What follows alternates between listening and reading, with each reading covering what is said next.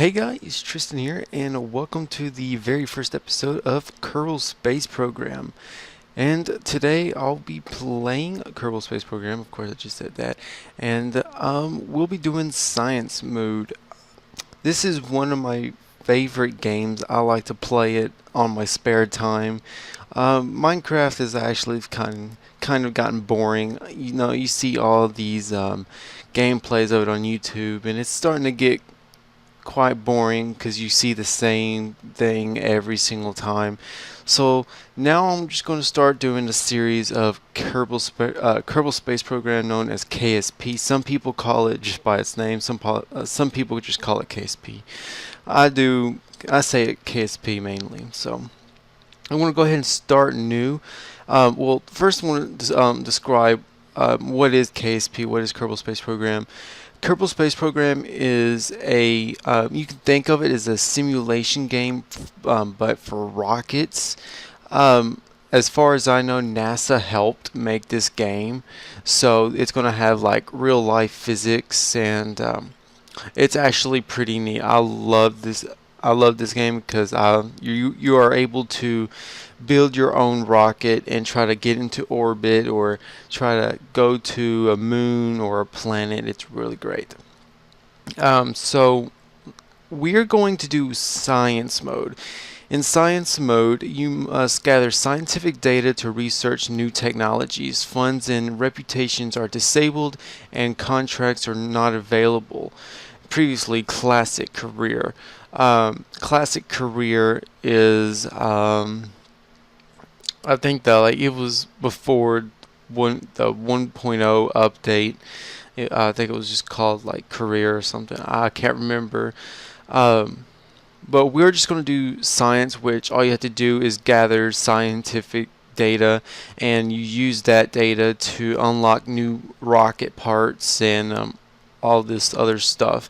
And we don't have to worry about money or contracts as well. Now, if we want to worry about all three of those, we'll have to do career. But career is my least favorite because I think it's no fun because there's so many things you have to worry about, and it limits you so much that it's kind of like science mode. It limits you, but it's like normal. It's kind of like Minecraft survival mode, but it's not, you have less to worry about, if that makes any sense. We're gonna rename this. I'm just gonna name this. Let's see.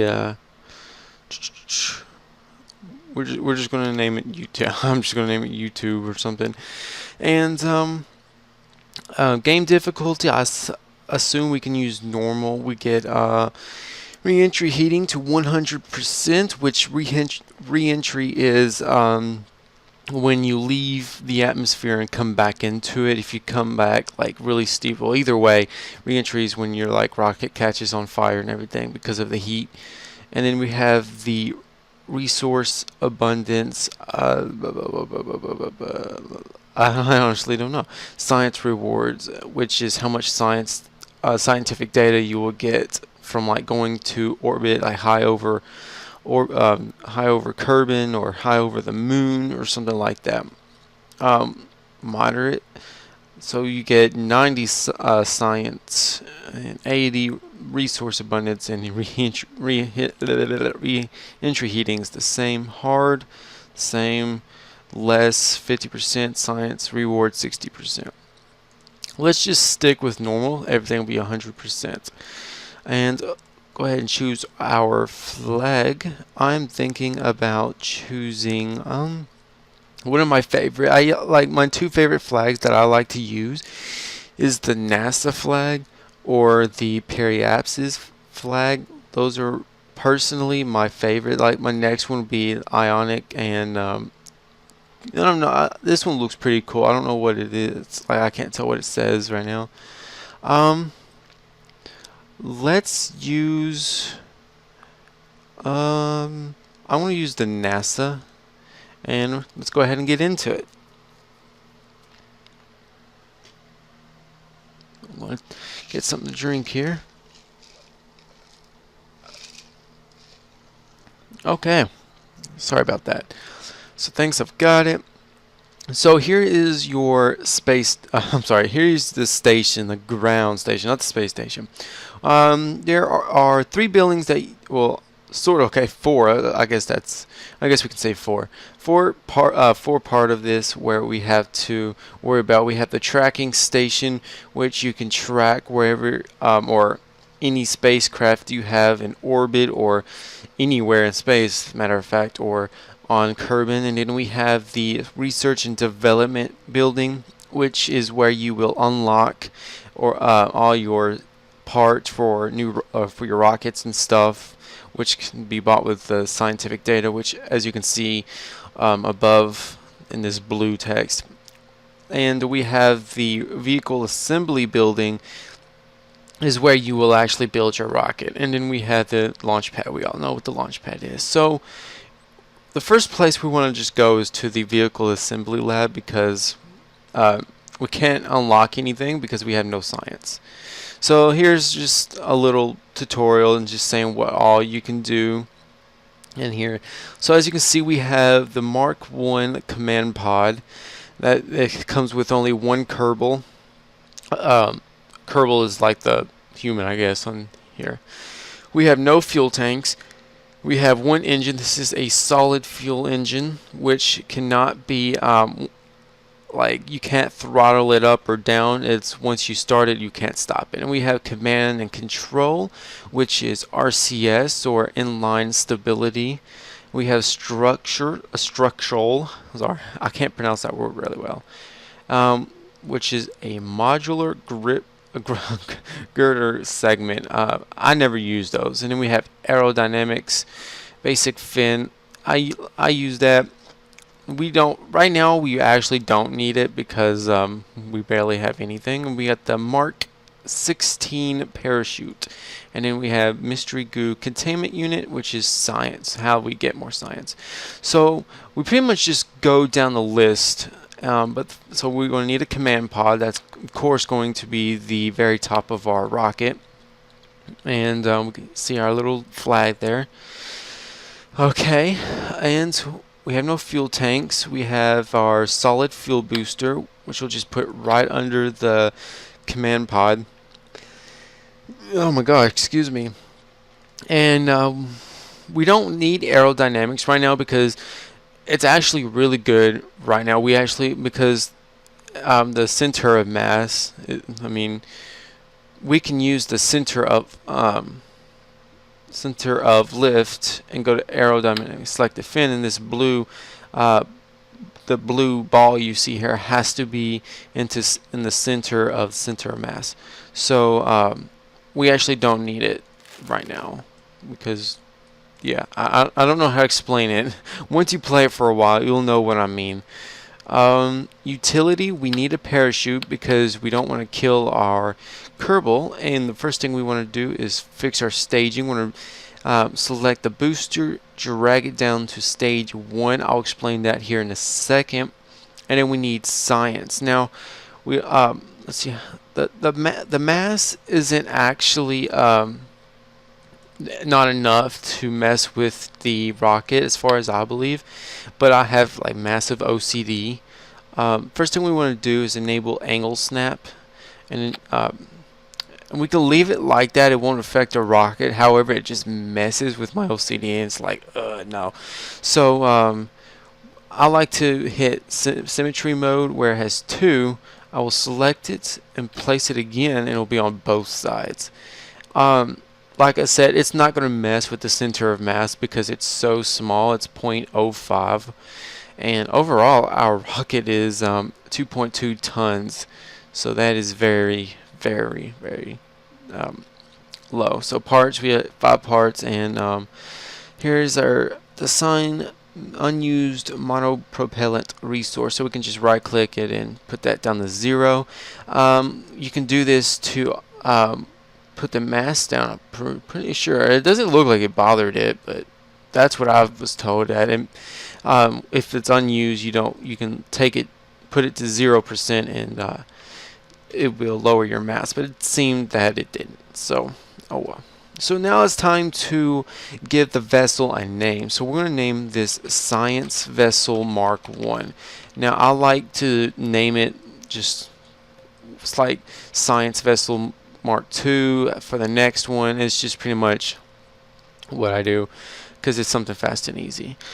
So our staging is good. So I need to explain the staging. The staging, you pretty much go from bottom to top is how it goes, because of course the booster will blow downward, so it can go upward, obviously.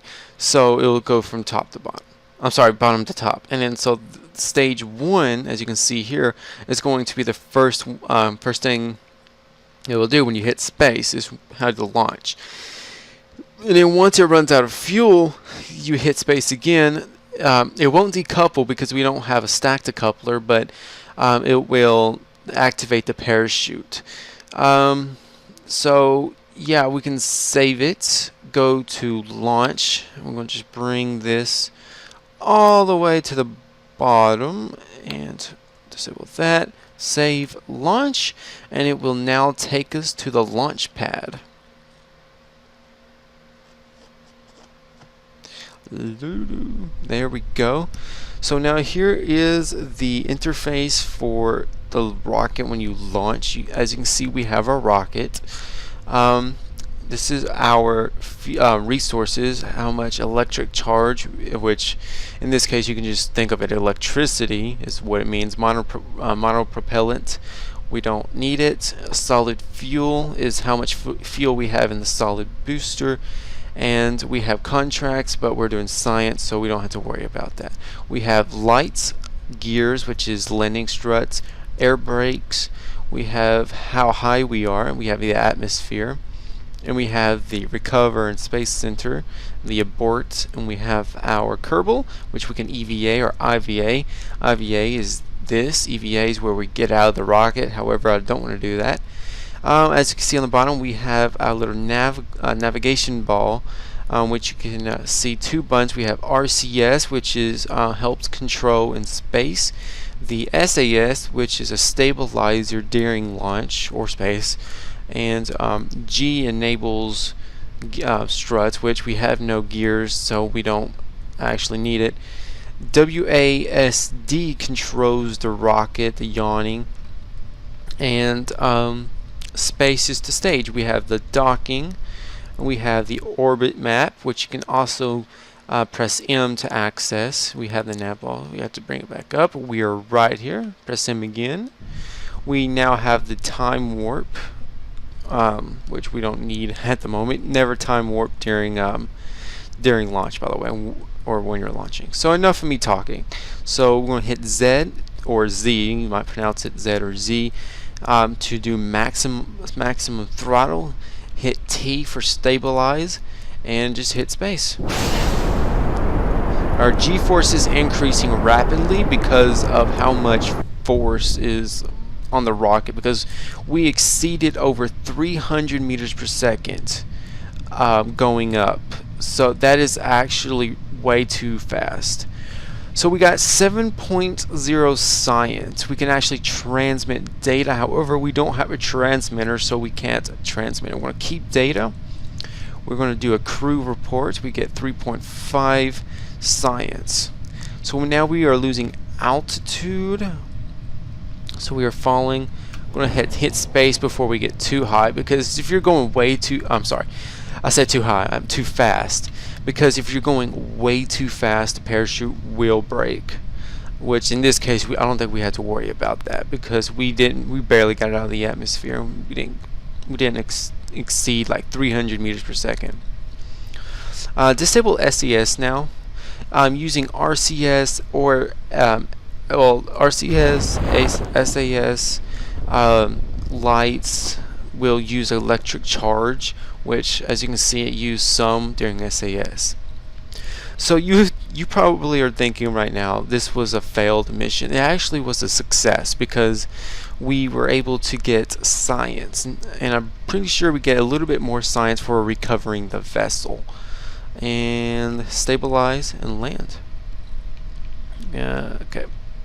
So now what we can actually do is to get more signs, we can EVA.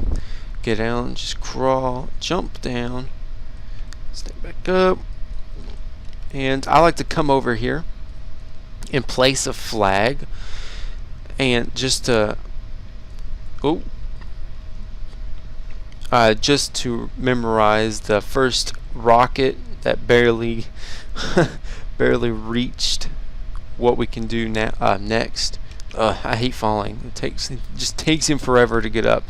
Okay, so now we're going to do an EVA report. We get 2.4 science.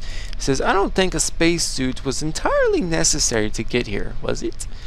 We're going to take a surface sample, which we get 9 science out of that. The surface is charred and coated with burnt rocket propellant.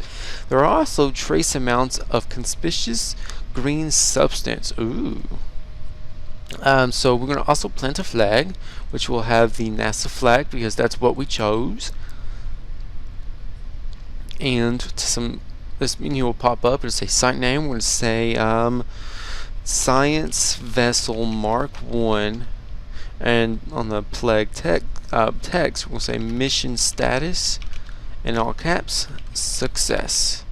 And hit OK, and we have successfully plant a flag. We're going to do recover vessel, and we'll get the signs that we retrieved, the EVA and the surface sample. So we got 16 science out of that. We're going to hit next, done, and we're going to recover the spaceship. I'm sorry, the rocket. I'm sorry, like my mouth is all dried up. We're going to do recover, and we got 11.3 science. We now got a total of 27. So now we can actually go to the research and development station and unlock basic rocketry, which will give us a small fuel tank, another solid fuel booster, and liquid fuel engine, which will be used on a fuel tank, of course. Or we have we can actually get both.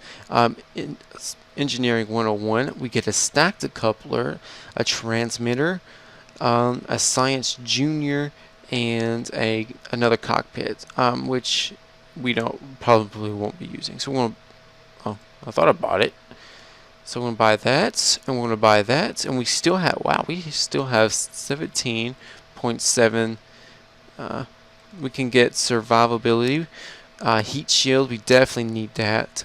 Landing struts, more parachutes, and a service bay. Let's go ahead and get that because those are just make it easier. So that's actually just going to conclude this episode of Kerbal Space Program. If you guys enjoyed, please like and subscribe, and I'll be making more of these videos today, and I will see you guys in the next episode.